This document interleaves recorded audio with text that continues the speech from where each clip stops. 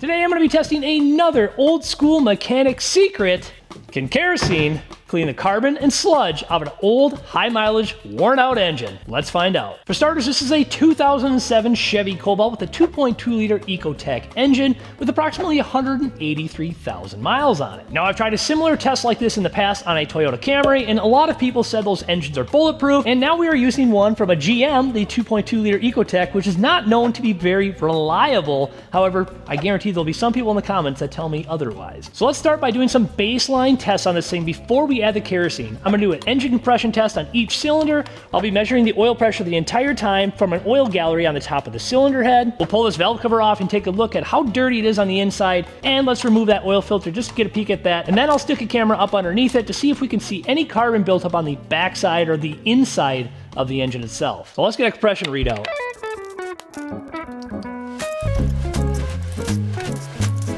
Cylinder 1. We're just shy of 150 psi, I'll say 145-ish.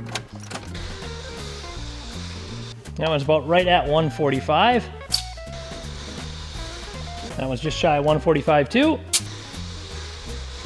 we're at 145 as well. So the compression results are 145 psi across the board before the kerosene. Now let's get the valve cover off and see what that looks like underneath there.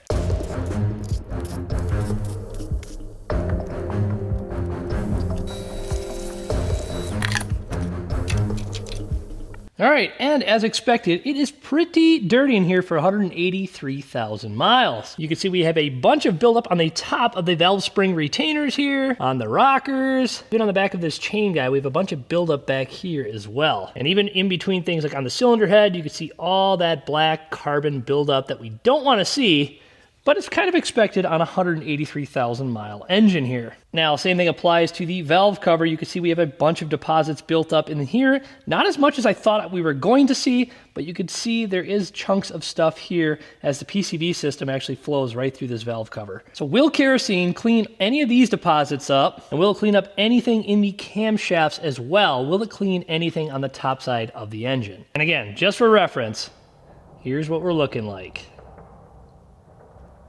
Pretty dirty. All right, let's slip the valve cover back on it. And we're gonna yank the oil filter out real quickly and get a peek at that as well.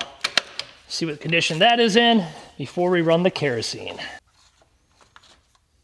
All right, so here is the oil filter, and the guy that I bought the car from did mention that he had just changed the oil and filter on the thing, and clearly we can tell this is the case because this filter is actually in really great shape, and it's not dirty. It's not full of anything inside of it. I'm not seeing a bunch of deposits in it or anything like that, just oil. So we're gonna reuse this one and see if the kerosene sludges this thing up with all the carbon and varnish and sludge and whatever else is in this engine. Will this catch it? Now let's see what the engine oil pressure is before the kerosene as well. And currently we're at about 65 psi and a relatively cold engine. And what I'll actually do is let the engine warm up just a little bit so we can see a verified warm engine oil pressure as well. All right, so I just pulled it back in from idling outside for quite a while. We're at operating temperature, and we're currently right at 40 psi for oil pressure on a warm engine. Last up, I want to get the engine oil out of the engine so we could stick a camera up the oil pan and just get a good visual of the crank side of things and how dirty and varnished up it looks like on the inside. Whoopsie. All right, so first up we have a bunch of deposits built up here, which looks to be on the side of the oil pan is where I'm at. Let's see if we can get into any other directions here. You can see right here is our dipstick and all the stuff built up around here. And here's the back side of the oil pan if I flipped it around. And then you can see the pickup tube right here. And all this is just kind of varnished. I don't see a terrible amount here like the top of the engine, but maybe it'll clean some of the brown staining stuff here on the components inside the oil pan area here. And that appears, as far as I can get up, I can't really get access to the crankshaft. All right, and now we are ready for the kerosene mix. Now I am going to mix this. There's been a couple of people that said you fill this thing up fully with kerosene. let it sit, don't start it, sit it overnight. Other people that have added 1 quart to the thing, and I'm gonna do what I did in the diesel video and just do a 50-50 mix. It's probably overkill. However, I just wanna see what it does, and if it does a good job cleaning it, which would be impressive. Now the oil capacity of this engine is 5 quarts, so I'm gonna measure out 2.5 quarts in this jug right here, and the rest will be kerosene until we are right on the stick. And as you can see, we have just about 2.5 quarts in the jug. So oil going in. And the moment we're all waiting for is the kerosene. So 2.5 quarts of kerosene, 50-50 mix. Now, I don't know what's sketchier, this or diesel fuel, but either way, this seems like a sketchy deal to be doing to your car. And currently we're right on this last notch right here. Let me double check it. Shows up better on the backside. You can see where the oil mark is. But yeah, this stuff is already getting pretty thin. So there we have it, a 50-50 mix. This smells awful, by the way. Let's put this oil cap back on here. And I'm gonna back this thing out and let it run outside. But we're gonna do a 1-hour time limit and see what happens. Timer is set, 1 hour on the clock. I'm gonna back this thing out because I don't want it to start on fire in the case it does and burn my shop down. All right, I haven't even had this thing out for a minute yet, as you can see on the clock. And our oil pressure numbers has drastically changed already. We're just shy of 20 PSI. So it'll be interesting to see what this thing does once it warms up to operating temp. So let's see what happens. We'll come back in a little bit. All right, so we are currently a little over 30 minutes in to this test. And surprisingly enough, we have no oil pressure on the gauge. Kind of suspicious there, but it's not knocking or anything. So we're gonna keep rolling with it. I can't tell if this is doing engine damage or not quite yet, but time will tell. Again, I am tapped into an oil gallery right up here on the back of the cylinder head because I didn't have the right attachment to put it right down in the oil sending unit. So I would assume we would still have oil pressure to the top. And maybe for the heck of it, let's just do a few engine revs to see if oil pressure does go up. And hopefully I don't create some problems with this.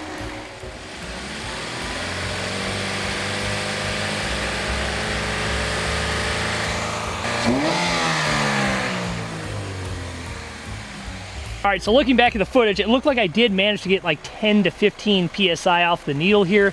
So currently we're still getting some oil pressure and we're not knocking. So we got another 20 minutes on the clock on this thing. So we're gonna let it run. So we will see if this mechanic hack actually works by using kerosene to clean carbon off an engine. It just seems very sketchy to me to do, but old-time mechanics know a few things once in a while, so we will see what happens. All right, our timer is now up. So let's get it back in and see what it's all about.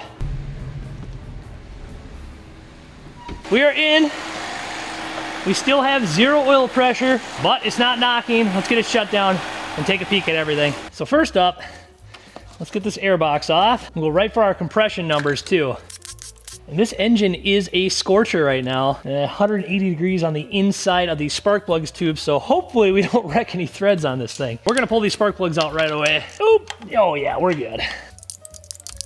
All right, first up, cylinder number 1. What's crazier yet is I can smell kerosene actually coming through these spark plug tubes where I just took the spark plugs out, which is kind of terrifying.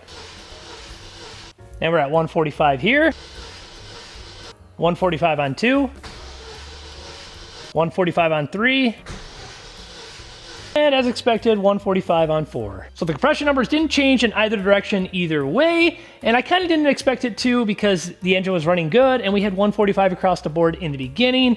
And if anything, I thought it might go up a little bit because of the heat, but it stayed consistent. So let's go on to the main course. Does the kerosene clean the engine on the inside, the sludge on the cams and on the crank, etc., etc.? Let's get this valve cover off and hopefully we see some changes here once we get it off. She's smoking. Oh, whoa, would you look at that? I think it actually did clean this up pretty good, actually. All right, let's take a peek here. All right, so it's certainly not perfect, but it definitely did clean a lot in here. We can see on this chain guide, that kind of looks like it cleaned up. Maybe a little bit on some of this cam face. Oh yeah, look at that, I can wipe it right off. Wow, it's hot, hot, hot, duh. But you can see that is starting to clean there. The one thing I will note is there's just a ton of carbon debris, sludge, whatever, but there's just bits and pieces of it everywhere. I don't think you necessarily want to see that amount of debris the way it's breaking up. Look at this, like it can, yeah, there's like chunks of stuff that's just dissolving here, but it is working really good. I mean, this is probably comparable to the diesel fuel. That diesel fuel did a wonderful job too. And I will say there's just a whiff of kerosene just coming out right now. It's burning my eyeballs. But look at this. Look at this retainer. Like this retainer, look how clean that is right here. And this one didn't get it as much, but it does wipe away pretty easy now. Look at that. That's just wiping with my thumb. It's getting pretty shiny. But look at that. It's definitely doing some work here. I see there might be a little bit of scoring on this rocker, and maybe that was there prior, but I don't like to see that signs of things. The cam lobes, they all look fine.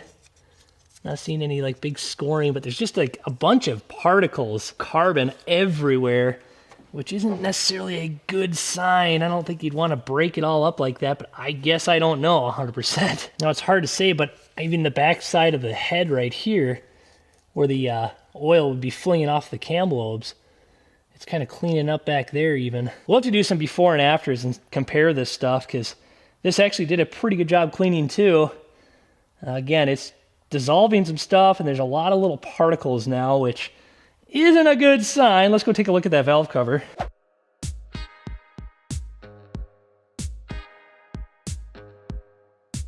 Well, here is the valve cover. It didn't really clean any of the carbon out of here, but I don't think there's a good like oil flow passage to where the spark plug tubes are, so that's probably going to stay that way. But I did notice like up here, it's nice and shiny here. You can see where the old fling marks were from the cam lobes here, and that all wiped away. That's all coming back now. But look at this. I mean, like there's a chunk right there, but look how easy it is to just dissolve this with my finger. Just like that, you can just wipe with your fingernail. Gone. So it is dissolving the carbon. That's without a doubt. All right, let's see if this filter looks like, and see if it caught a bunch of carbon, sludge, whatever buildup deposits are in this thing, just because of how it dissolved on the top side of the engine here. All right, so hopefully the camera will pick this up. But if you look, there is some deposits and stuff in there. In every single fin now. Bunch of chunks in there. Well, the filter is doing its job. There's some more stuff in this one. This is all those little pieces from this, probably the top of the head there. Just a lot of fine pieces on this one, not a lot of big chunks. But you can see it definitely made some passes through here and pushed some of those deposits into the filter. Last up on the list, capturing this oil, okay? Oil is coming down. Now, is this gonna be a geyser because it's gonna be nice and thin? Oh boy, yeah, I think so. Oh yeah. It's like water coming out right now. It is black looking. That's nasty. Way darker than it was before. All right, once more, let's get the camera in here. Take a peek. Oh yeah, look at this. Already, you can tell it's immensely cleaner. So you can see right here, all that brown staining is still there, but all around it's pretty clean. The big chunks, there's a couple of them still there, but most of it wiped it away. Gosh, that is super clean. Let's see if I can get up to that dipstick again. You can see there's a lot of buildup right here, but look how clean the dipstick got. It was definitely working its magic. That's crazy. I wonder if we just left this stuff sit in here overnight, if it would just dissolve all this. And here's the back side of the pan once again. And we can compare before and after now.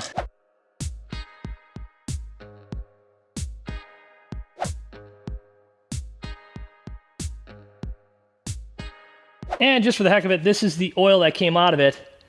You can see it is black, and it's like water. I mean, it's still a little warm, don't get me wrong, but it's hard to see it, but there is some shiny stuff in there. Now, that could be the stuff from breaking off from the oil pan and the head and all stuff like that. But it could be engine material, so you never know what it actually came from this time around. But it's not as bad as I thought it would look like. So I think you would be okay here, but again, this is such a gamble. Well, there you have it, another old school mechanic myth that actually does work.